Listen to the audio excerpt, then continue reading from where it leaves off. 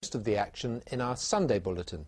They are then available on the BBC website. We do that all through the season, so you can hear the game live on your local BBC radio station, see the goals on our Sunday bulletin and watch them all online. The online service is terrific, so do it.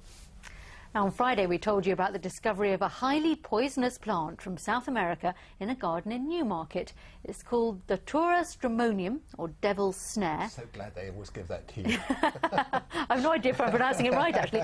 Apparently, it was used by Amazon tribes to poison their hunting spears. Since then, lots of you have been in touch. I answered the phone a couple of times on Friday night. There have been sightings of your own. Joel Mapp has been looking through your calls and emails. Eating its seeds can be deadly, and it can grow 12 feet high. This one, though, is tiny. It belongs to Sheila Barnard from Dis, who emailed us. She's not happy, as you can see, and she emailed us because she doesn't know what to do with it. As we are growing our own vegetables, we didn't want to dig it up. We wanted to know how to get rid of it. We didn't know whether it could be toxic to the soil. I must be honest, I thought to myself, it's a bit small for a chestnut tree. Many of you have sent us emails showing your sightings. Victoria Love from Bury St Edmunds originally thought this might be a courgette plant. No such luck, Victoria. Don and Linda Matthews from Wepstead called this a fine specimen towering over their roses. This came from Linda Sinclair in Brampton, and this from Don Gray in Hockley. And Mary Drew from Westleton in Suffolk emails us to say she's been watching an unusual plant growing in one of her borders. Now I know what it is, she says, I'll pull it up. Josie Chapman from Sedgeford emails to say, we've got lots of those mystery plants popping up in our vegetable garden. We didn't realise how poisonous they are, though, she says. Paul Allen from Norfolk says he bought one at a village fete for 50p. Maybe buying it was an act of God, he says. Have I really been that bad in my life? Mrs Easton wants to know, how poisonous is the weed? Does it poison you if it pricks you? And Peter May asks, if this is dangerous, we'd like to know how to dispose of it safely.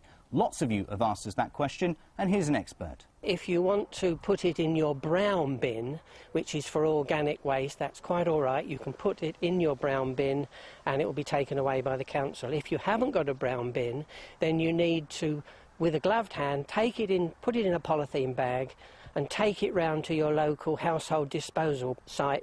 As far as poisonous plants go, it's fairly low down on the scale.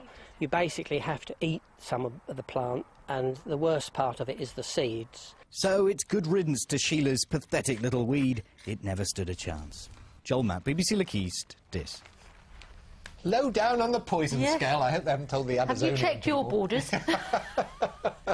No.